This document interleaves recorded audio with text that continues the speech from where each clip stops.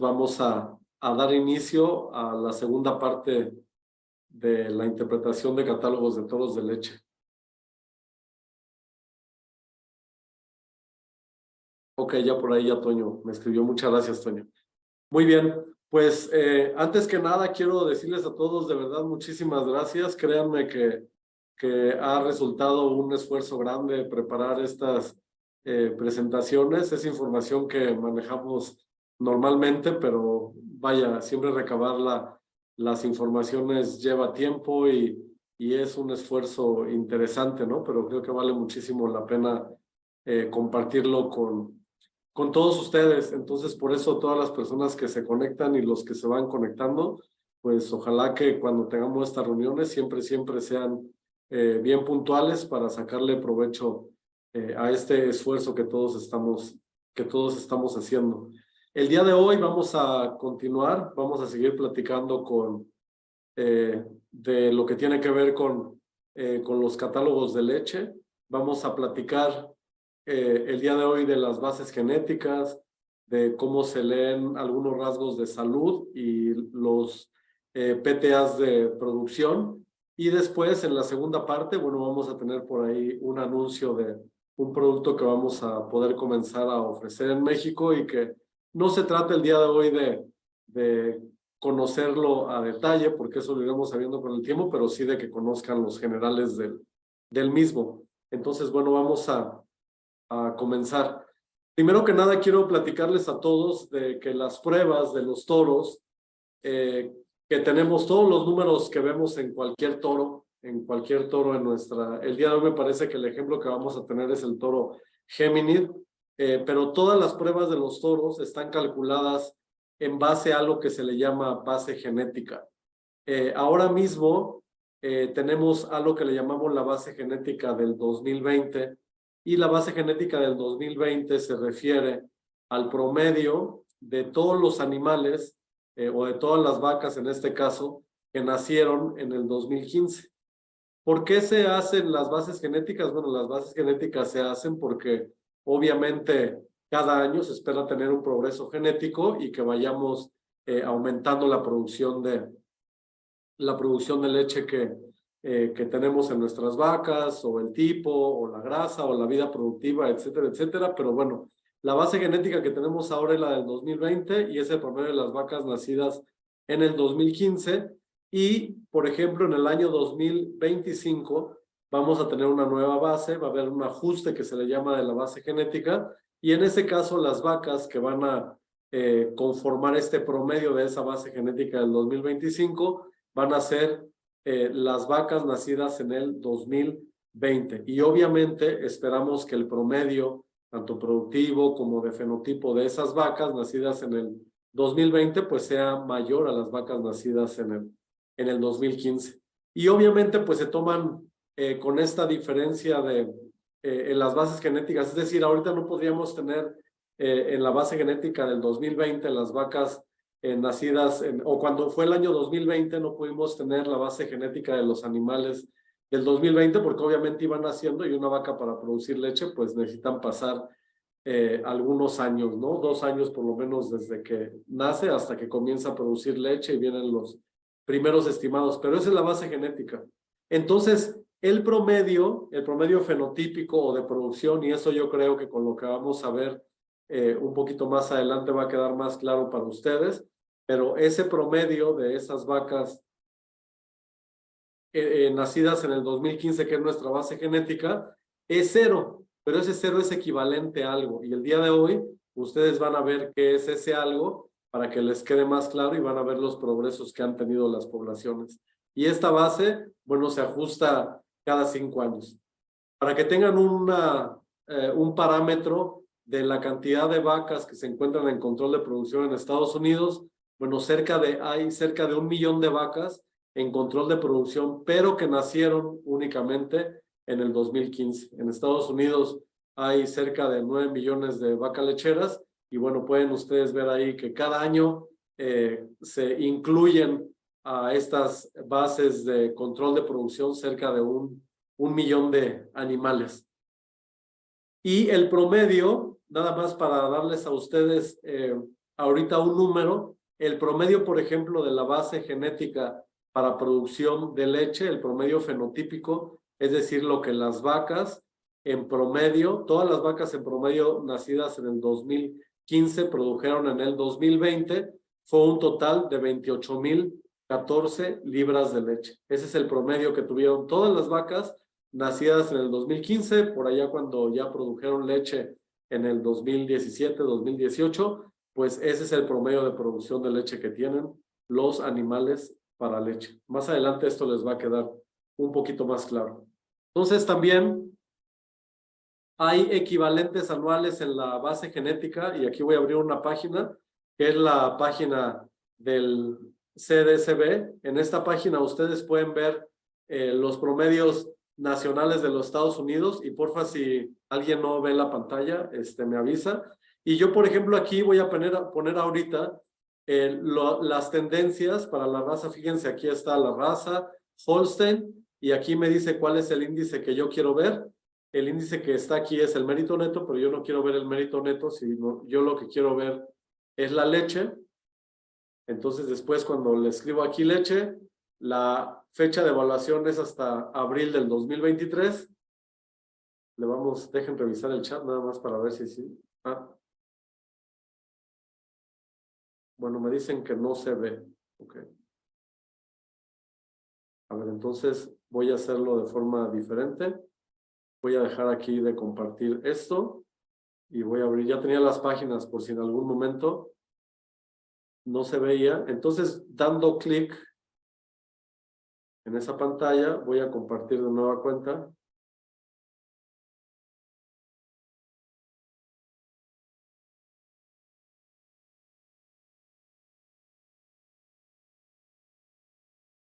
A ver, espero que ahora sí lo vean ustedes. Ok. Entonces, únicamente ahorita para utilizar el ejemplo de la leche, y más adelante. ¿Mandé? Bueno, sí lo pueden ver, ¿verdad? Ahora sí. Entonces, les estoy compartiendo el tren para producción de leche, ¿ok? Entonces, en este tren para producción de leche, ustedes pueden ver aquí que las vacas nacidas en el 2015, ¿sí? Tienen un promedio de producción de libras de leche de 28,014 libras de leche y un total de 939,972 animales que estuvieron en control de producción en ese año, que nacieron en ese año. Fíjense que aquí, donde dice BB, en la columna que dice BB, que es el breeding value, el valor de cruzamiento, si se fijan ahí tiene un 0, porque ese 0 es el equivalente de la base genética.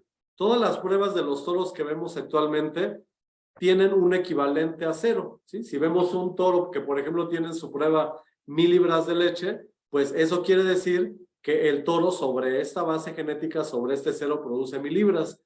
Y entonces esperaríamos que sus hijas produjeran en promedio 29,000 libras de leche. Si tuviéramos un toro que produjera menos 1,000 libras de leche, pues su promedio estaría calculado contra este 0, es decir, ese 1,000 sería equivalente a este 0, y esperaríamos que sus hijas produjeran 27,014 libras de leche, ¿de acuerdo? Entonces así es como funciona. Y miren aquí, por ejemplo, ya las vacas nacidas en el 2016 produjeron un poquito, de hecho, menos en ese año de producción de leche que la base que teníamos en el 15. Después en el 2017 produjeron un poquito más, y así sucesivamente. Vean cómo cada año viene incrementándose esto. Entonces, de estas 28,000 libras de leche, fíjense que la base que probablemente vamos a tener en el 2020, pues va a ser una base que va a estar por arriba de lo que tenemos ahora, cerca de 700 o 800 libras de leche. Entonces, aquí estamos hablando de un animal, del 100% de un animal, pero cuando hablamos de un toro, cuando hablamos de sus PTAs, ¿sí? Un toro no puede transmitir el 100% de lo que tiene, únicamente transmiten el 50%. Entonces es por eso que cada 5 años, más o menos, las bases genéticas se ajustan 300, 400 libras de leche, porque ahí se fijan aquí en lo que están aumentando, de 28,000 libras, vamos a pasar a 28,800, y bueno, la mitad, que es lo que pueden transmitir los toros, que es más o menos la misma cantidad lo que los toros van aumentando, pues es lo que se va a transmitir, ¿ok? Entonces, bueno, voy a dejar de compartir aquí y voy a regresar a la presentación que teníamos. Por favor, en cualquier momento, si no ven la presentación, me lo dicen, ¿ok? Bueno, entonces, ¿cuándo ocurre el cambio de la base? Como ya lo había dicho, los cambios de la base aparecen cada 5 años, ¿no? Ahorita estamos en la base genética del 2015, vamos a tener más adelante, del 2020, perdón, vamos a tener dentro de 2 años la base del 2025, pero como pueden ver, vienen cambiando cada año, cada 5 años. Y las pruebas de los toros se publican cada 4 meses. Entonces, ahora tuvimos recién, la semana pasada tuvimos la publicación de las pruebas de abril, pero del mismo modo vamos a tener las pruebas en agosto y las pruebas en diciembre. ¿Por qué se publican las pruebas cada 4 meses? Bueno, porque es muy importante tener los toros nuevos, porque si esto antes era únicamente cada 6 meses, entonces se publicaban y salían los toros cada 6 meses. Me parece que cuando comencé yo a trabajar las pruebas de los toros nada más se publicaban una vez cada año, después 2 veces al año, después las cambiaron a 4 veces al año, después regresaron a 3 veces al año, pero actualmente las pruebas de los toros son cada 4 meses y son muy importantes porque hay en ocasiones actualizaciones en fórmulas, hay actualizaciones del mérito neto o del TPI o de nuestro índice genético que es el ICC, pero bueno, son cada 4 meses, ¿no? En abril, en agosto y en el mes de diciembre es cuando vamos a tener las pruebas. Y como les menciono, en el mes de abril se acaban de publicar y en las pruebas es muy importante las habilidades predichas de transmisión, ¿no? ¿Por qué son importantes? Porque es lo que estima lo que un toro puede transmitir de forma positiva o de forma negativa también a su descendencia de acuerdo al promedio de la raza, ¿no? Y yo creo que con la tablita que les enseñé de la leche, pues ahí ya todos más o menos saben a lo que me refiero cuando estamos hablando del promedio de la raza. Un PTA, entonces, es diferente a un valor de cruzamiento. Un valor de cruzamiento, y esto lo vamos a ver quizás con más detalle cuando leamos la interpretación del catálogo de un toro europeo, de los toros holandeses, por ejemplo, porque un valor de cruzamiento es el 100% de lo que puede transmitir un toro. Es decir, que si nosotros vemos, por ejemplo, la prueba de un toro de Canadá o la prueba de un toro en su prueba original holandesa, esos toros están en valores de cruzamiento y se publica el 100% de lo que el toro tiene como capacidad genética. Es decir, si vemos un toro canadiense en la que su prueba dice que el toro transmite 2,000 kilos de leche, bueno, pues cualquier persona podría multiplicar 2,000 kilos de leche por 2.2, ¿no? Para pasarlo a libras y dirían, wow, este toro tiene muchísima leche, ¿no? Transmite más de 4,000 libras de leche si quisiera compartir contra un toro americano, pero no. La verdad es que esos son valores de cruzamiento, es el 100% de lo que pueden transmitir a la descendencia. Un PTA ya es el 50% de lo que un toro puede transmitir, que es la parte que puede transmitir. Entonces, si vemos la prueba de un toro canadiense que tiene mucha leche, que tiene 2,000 kilos de leche, lo primero que tendríamos que hacer es dividir esa prueba entre 2 para sacar, digamos, su PTA, y después tendríamos 1,000 kilos de leche y después multiplicarlo por 2.2 para tener las 2,200 libras de leche, ¿no? Esta sería una forma muy simplista de hacer esa comparación a PTAs.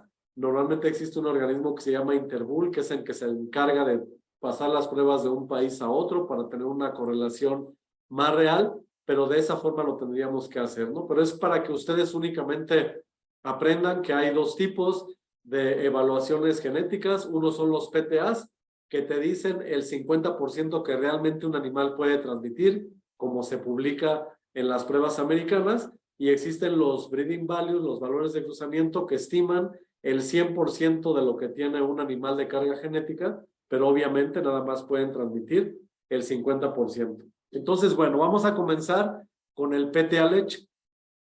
Entonces, ¿cómo vemos el PTA leche? Ok, estamos aquí entonces, me parece, con el toro, bueno, en este caso es un toro que se llama Gemini, y bueno, son 2 ejemplos. Aquí hay un toro arriba que tiene 968 libras de leche, que ese toro me suena que, bueno, no voy a pensar en el nombre de ningún toro, ¿no? Pero únicamente para que vean aquí la prueba de un toro con 968 libras de leche.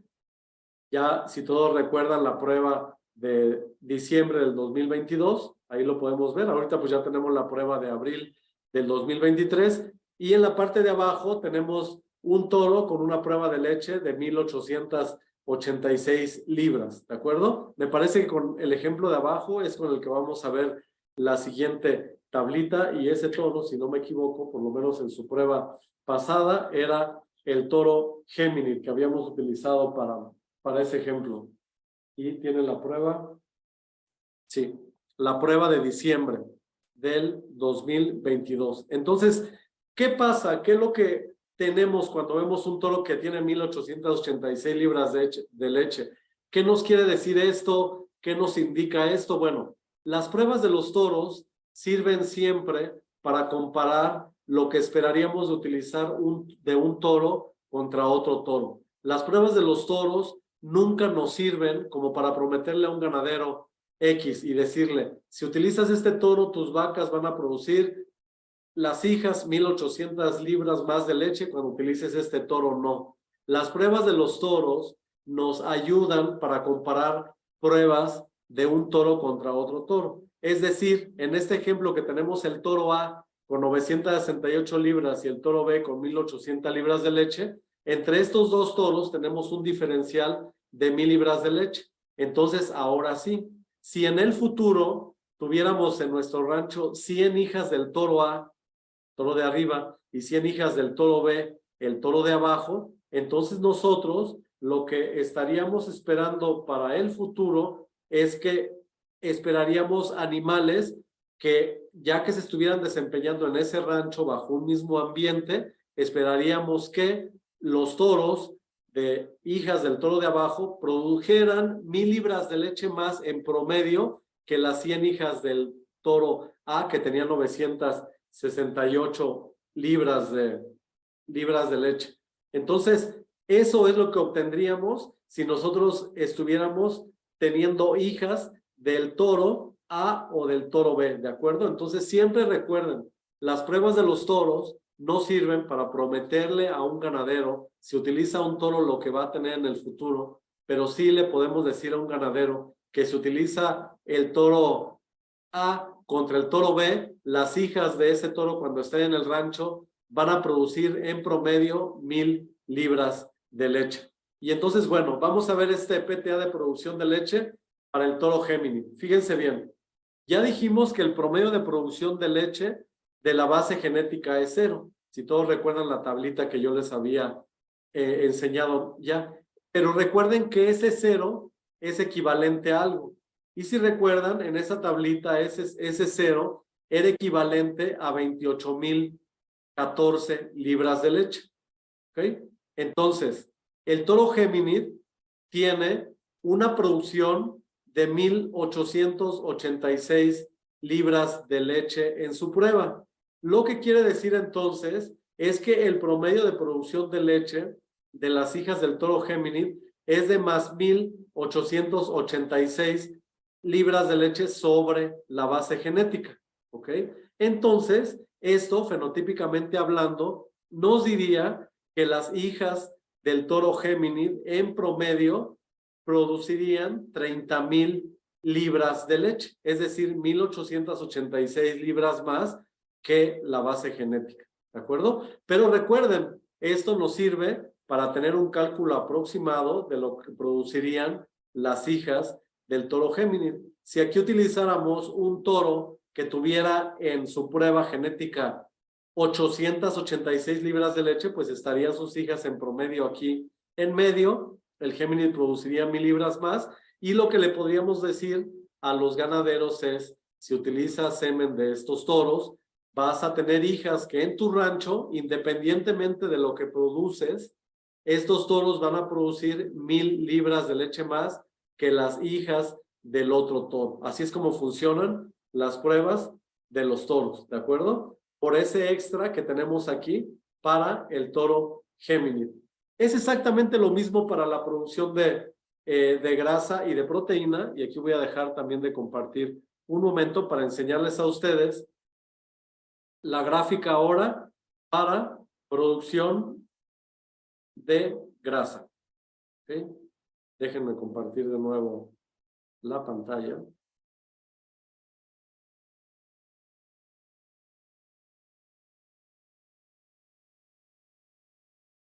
Bueno, aquí tenemos lo mismo. Aquí tenemos la tablita que nos indica cómo ha venido progresando a lo largo de los años la producción de grasa. ¿Ok? Entonces, fíjense bien. Aquí tenemos nuestra base genética en el 2015, que tiene un total de 1077 libras de grasa. ¿Sí? Aquí la calculadora. Un segundito. 1077 libras de grasa. Y ese es el valor fenotípico. El valor de cruzamiento para ese año es 0, es decir, nuestra base genética es 0. Y lo mismo, vean cómo año con año las producciones para grasa vienen aumentando. Nuestra curva, tanto para el valor genético de las vacas como para el valor genético de los toros, viene progresando, viene aumentando. Pero para mí es muy importante que ustedes entiendan lo que es la base genética. Pueden ver, estamos ahorita con la base genética del 2020. En el 2015, ¿sí? Tenemos un valor de referencia que es 1077 libras de leche. Eso es lo que producen las vacas de grasa. Y el valor de cruzamiento o la base genética tiene un valor de 0. Pero todos saben ustedes que ese 0 tiene un equivalente. Ahora yo aquí les voy a pedir que hagan algo. Les voy a pedir de favor que dividan estos 1077 que tenemos aquí, que lo dividan entre 28,000 y que me digan cuánto les da, por favor. Es decir, que me digan la grasa, 1077 libras de grasa, entre 28,000 libras aproximadamente, que era, y creo que ahorita están silenciados todos, pero si alguien en el chat me lo puede escribir, ¿cuánto nos da esa división de 1077 entre 28,000 libras de grasa? Ok, muchas gracias. Eso se refiere a la cantidad de grasa que en promedio producen las vacas en Estados Unidos. Entonces, si alguien en algún día les pregunta cuál es el porcentaje de grasa que tiene la base genética o el promedio de las vacas de producción en Estados Unidos, bueno, pues ustedes ya lo determinaron aquí. Esas 900,000 vacas que están en control de producción en los Estados Unidos, que producen 1077 libras de grasa por lactancia, en aproximadamente 28,000 libras de leche, producen 3.8% de grasa.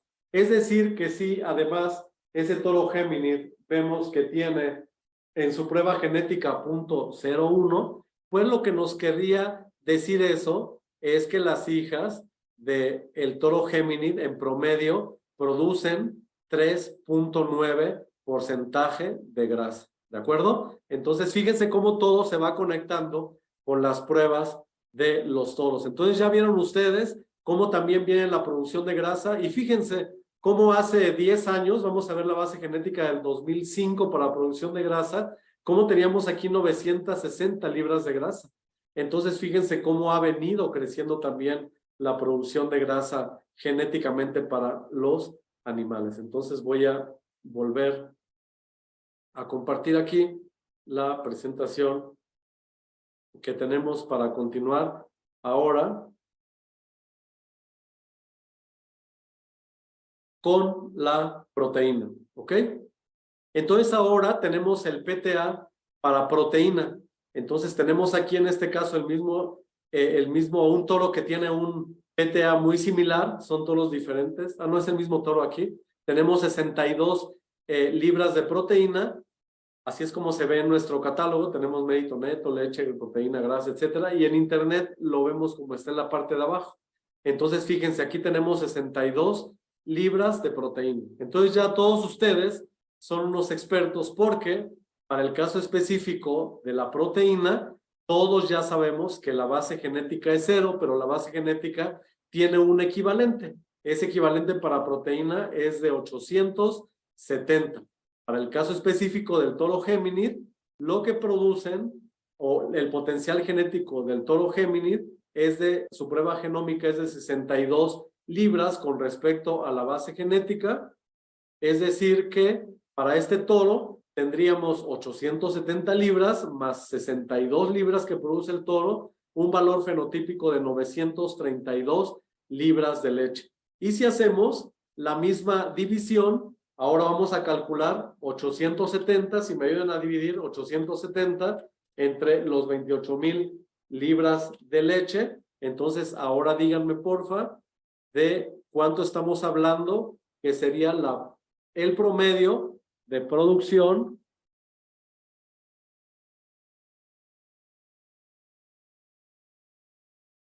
Muchas gracias. Ahí estamos viendo entonces que el promedio en Estados Unidos de esas 900,000 vacas, que es muchísimo, pueden ver ustedes que es de 3.1 para la producción y les voy a dejar de compartir aquí para presentarles la tabla de proteína. ¿Okay?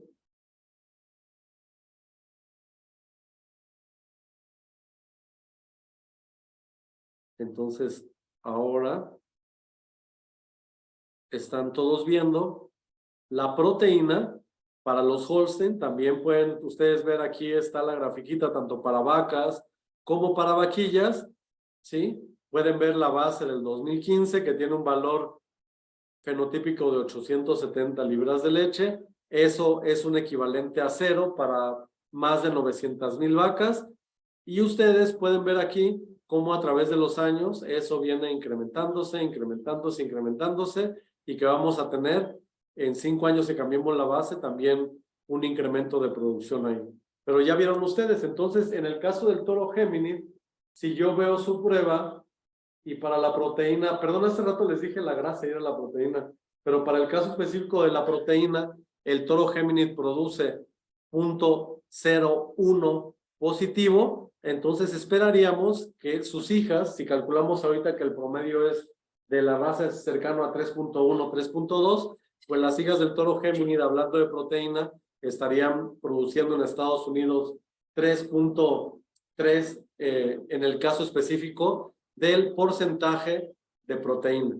Entonces, así es como funcionan, como pueden ver ustedes aquí, así es como funcionan todos los PTAs cuando estamos hablando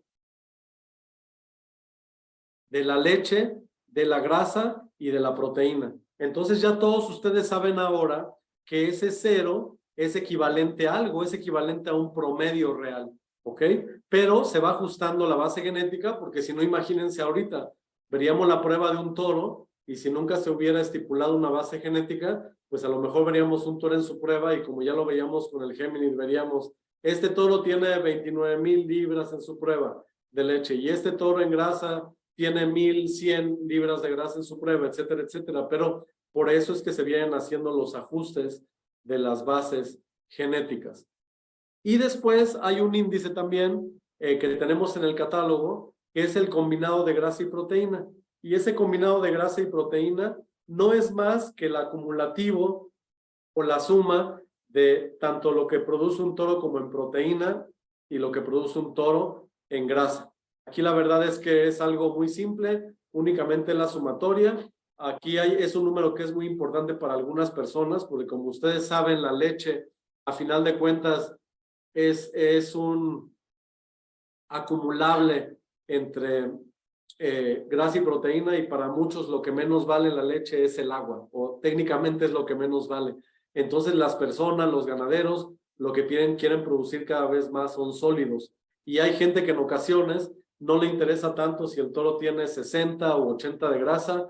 Quizás hay ganaderos que lo que les interesa es utilizar toros que en grasas y proteínas combinadas tienen siempre más de 130 o tienen más de 140, etcétera, porque lo que les interesa es cada vez tener una proyección mayormente más alta de sólidos, y después se fijan que los porcentuales sean positivos tanto para proteína como para grasa.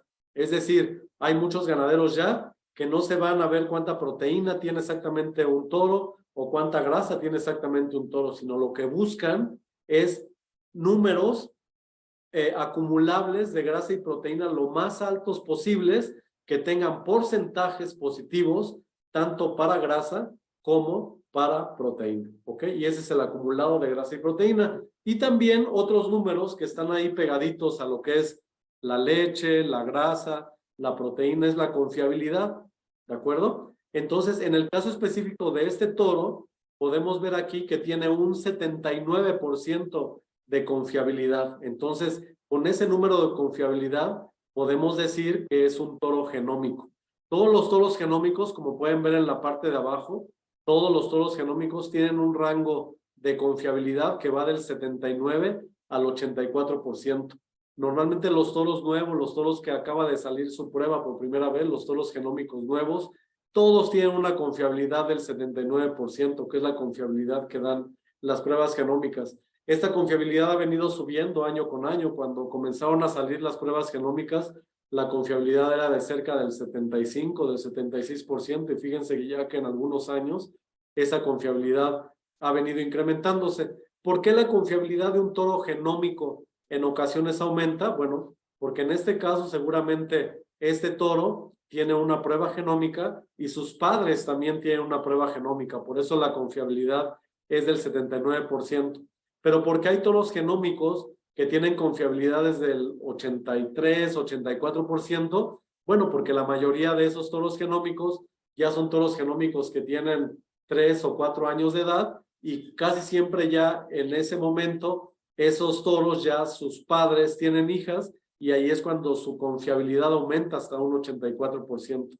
Y ya después, cuando los toros se les incluyen hijas en su prueba, a los toros con hijas, ahí sí ya vienen con un rango del 89 al 99%.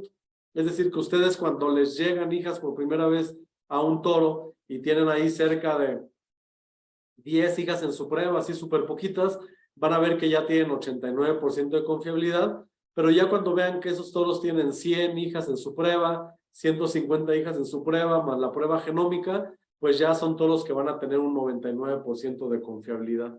¿Para qué nos sirve la confiabilidad y por qué hablamos de los toros genómicos todavía y de los toros con hijas en su prueba? Bueno, como ustedes saben, todavía los toros genómicos tienen un pequeño rango en el que estas pruebas pueden, cuando tengan hijas, subir o bajar.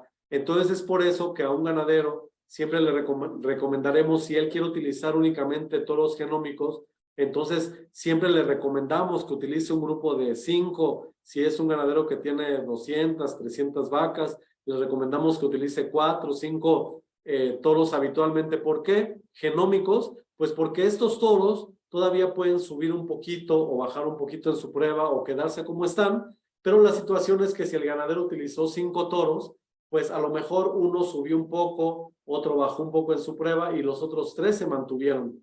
Pero si el ganadero hubiera utilizado solamente un toro genómico y si hubiera sacado la lotería, pues este toro hubiera subido en su prueba.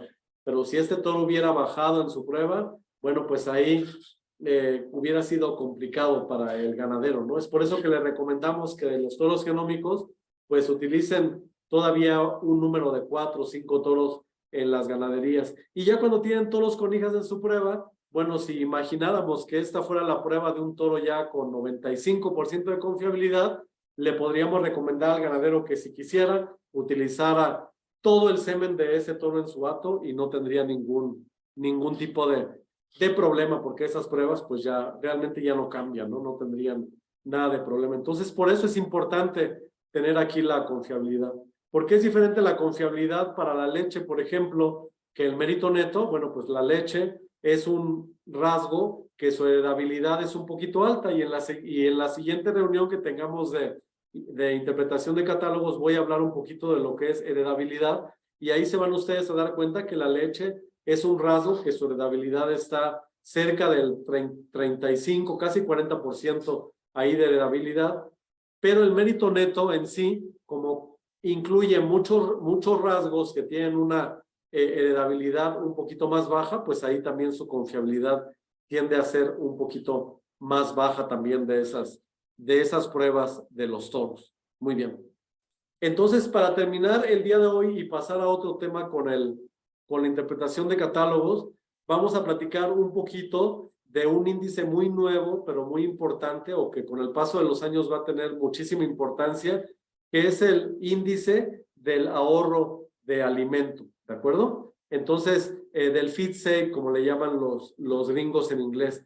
Entonces, lo que quiere decir el feed save es qué tan eficiente es una vaca en la conversión de alimento, ¿de acuerdo? Desafortunadamente, en el caso específico de las pruebas americanas, casi todo el feed save o el ahorro de alimentos se determina en base al compuesto de tamaño corporal, es decir, a qué tan grandotas son las vacas. Y obviamente no podríamos decir que una vaca muy grande o que una vaca muy chica no produce o sí produce leche, pero lo que sí podemos decir con muchísima certeza es que una vaca que pesa 150 kilos más que otra va a tener que consumir alimento para mantener esos 100 o 150 kilos más que pesa contra otra vaca. Entonces, si tenemos dos vacas y producen exactamente la misma cantidad de leche y una pesa 100 kilos más que la otra, ahí podríamos decir de una forma muy fácil que la vaca que tiene 100 kilos menos es más eficiente.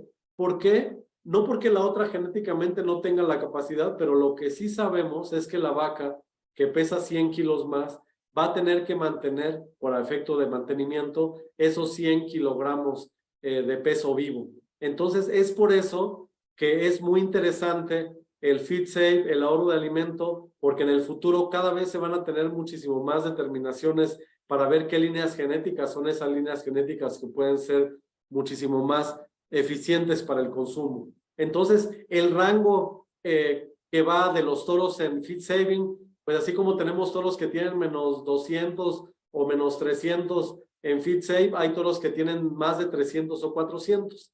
Entonces, si tenemos aquí el ejemplo de dos toros, el toro A con más 200 en ahorro de alimento y el toro B con menos 300, lo que querría decir esto es que si ambos toros produjeran exactamente la misma, tuvieran en el catálogo la misma producción de leche, la misma producción de leche que transmiten, entonces tendría el toro A 500 libras más de eficiencia que el toro B, es decir, que estaría consumiendo 500 libras menos de alimento que el toro B. Entonces, si ustedes esto lo multiplican por 100 vacas, o si lo multiplican por 1000 vacas, o por 10,000 vacas, pues es muchísimo dinero, ¿no? Y eso tiene de verdad un potencial increíble para el futuro ganadero, cuando se tengan determinaciones con confiabilidades más grandes. Quizás este índice va a ser uno de los índices por el cual los ganaderos van a seleccionar primariamente. Y es un índice tan importante o muy importante que desde su aparición hace ya casi un año, es un índice que tiene en el mérito neto casi no recuerdo exactamente, ¿no? Pero entre el 15 y el 20% de ponderación de la fórmula. Así es que es un rasgo que va a ser muy relevante para el futuro. Entonces, ¿cómo debemos seleccionar el ahorro de alimento? Pues bueno, debemos de utilizar o tratar de seleccionar aquí los toros que estén más altos en su prueba. Yo les diría hasta el día de hoy que no debe ser su primer rasgo de selección. Es decir, si tienen a un ganadero que se preocupa mucho por la eficiencia, etcétera, yo diría que no seleccionaran propiamente por este rasgo, o únicamente toros que tuvieran más de 200 o que fueran muy altos en este rasgo. Yo lo que les recomendaría es que seleccionaran todavía por los rasgos de tipo funcional que son importantes para el ganadero, y que seleccionaran por leche, por grasa, por sólidos, por vida productiva, por tasa de preñez, etcétera. Y ya si después no se deciden entre dos toros y uno tiene más 200 en ahorro de alimento y el otro tiene 50 o 100, pues la respuesta es muy obvia y ya saben ustedes qué toro utilizar. Pero hasta ahora yo les recomendaría que no seleccionen únicamente por ahorro de alimento. Entonces, bueno, tenía planeado platicarles el día de hoy también un poco de lo que tiene que ver con la vida productiva, pero viendo la hora ya no nos va a dar tiempo, así es que mejor les voy a hacer ahora una presentación de algo muy importante para la empresa